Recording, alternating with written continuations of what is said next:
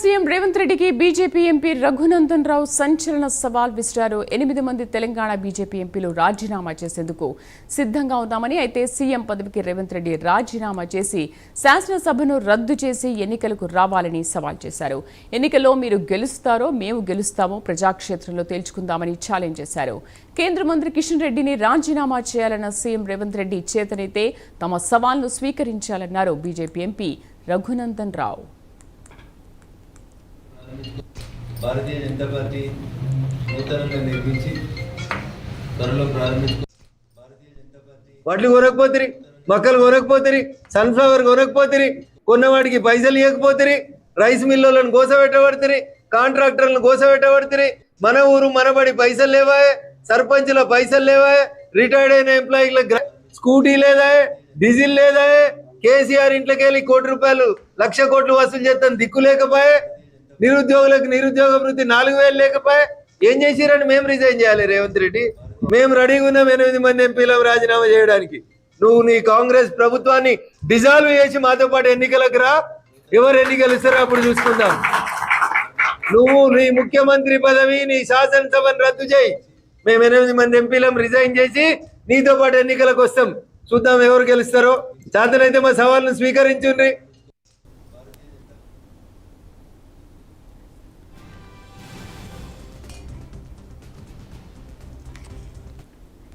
Telangana CM Revanth రెడ్డికి BJP MP Raghunandan Rao సంచలన సవాల్ చేశారు. 8 మంది తెలంగాణ బీజేపీ ఎంపీలు రాజీనామా చేసేందుకు సిద్ధంగా ఉన్నామని, అయితే సీఎం పదవికి రేవంత్ రెడ్డి రాజీనామా చేసి శాసనసభను రద్దు చేసి ఎన్నికలకు రావాలని సవాల్ చేశారు. మా కరెస్పాండెంట్ నాగేంద్ర పూర్తి సమాచారం అందిస్తారు. నాగేంద్ర, రఘునందన్ రావు ఇస్తున్న సవాల్ను సీఎం రేవంత్ రెడ్డి స్వీకరించారు. అసలు కాంగ్రెస్ నుంచి ఎటువంటి స్పందన వ్యక్తమైంది? Thank you Sridevi. గత కొన్ని రోజులుగా బీజేపీ వర్సెస్ అధికార పార్టీ కాంగ్రెస్ మధ్య మాటల యుద్ధం కొనసాగుతున్నటువంటి పరిస్థితి మనకు తెలిసింది. ముఖ్యంగా సీఎం రేవంత్ రెడ్డి వర్సెస్ కిషన్ రెడ్డి మధ్య మాటల యుద్ధం కొనసాగుతుంది. ముఖ్యంగా తెలంగాణ రాష్ట్రానికి బీజేపీకి సంబంధించినటువంటి కేంద్ర మంత్రి వల్ల ఎటువంటి ఉపయోగం లేదు, రాష్ట్రానికి రావాల్సినటువంటి నిధులు కానీ ప్రాజెక్టులకు సంబంధించినటువంటి అంశంలో రాష్ట్రానికి తీసుకురావడానికి కేంద్ర మంత్రి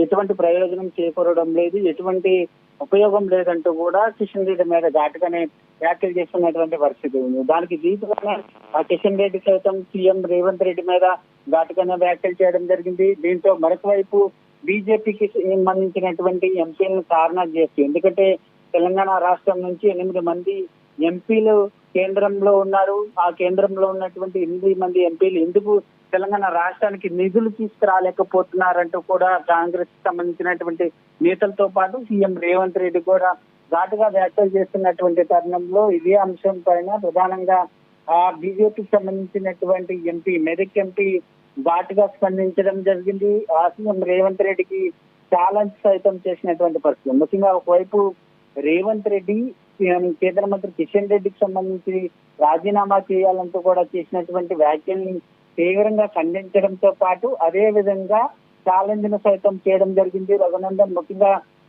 కేంద్ర మంత్రి కిషన్ రెడ్డి రాజీనామా చేయాలన్న సీఎం రేవంత్ రెడ్డి ఛాలెంజ్ ని మేము స్వీకరిస్తున్నాము.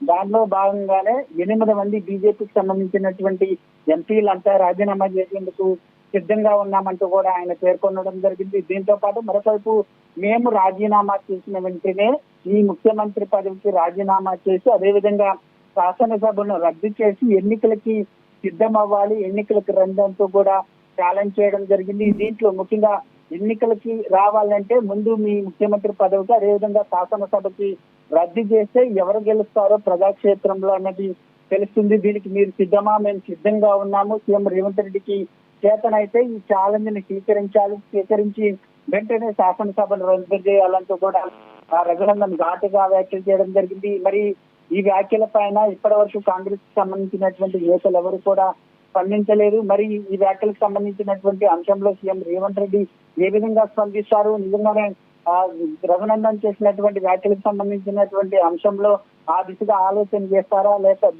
లేదా ఓన్లీ మాటలతో పరిమితం అవుతారా అన్నది మాత్రం చూడాల్సినటువంటి అంశంగా కనబడుతుంది. Right Nagendra, thank you.